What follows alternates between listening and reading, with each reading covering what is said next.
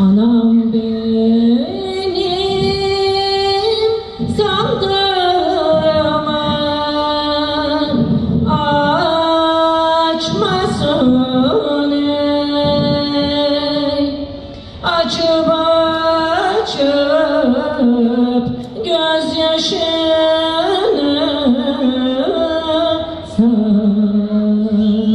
saçmasın. Gelir diye yollarıma bakmasın ey. Ah ekmeğim anam kızlar böyle olur. İlerine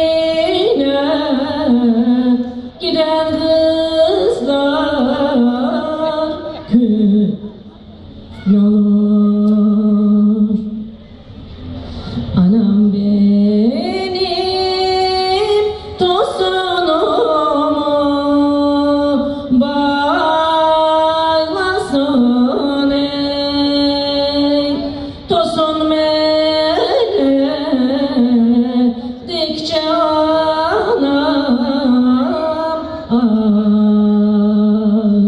ağlasın. Ah ekmeğim anam kızlar böyle olur.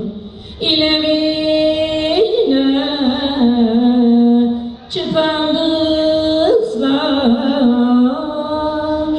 kül.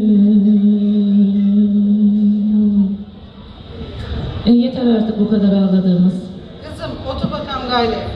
Şimdi evine gidiyorsun. Ayrı bir ev, ayrı bir örf, insanlarla tanışacaksın, ayrı kaynanası ederler. Bütün buyun, tüm inadın burada kalsın. Bu kaşık gibi bütün inadın kırılsın inşallah. Al bunu da kayınpederin yerine yaptır, tamir etsin, eklesin.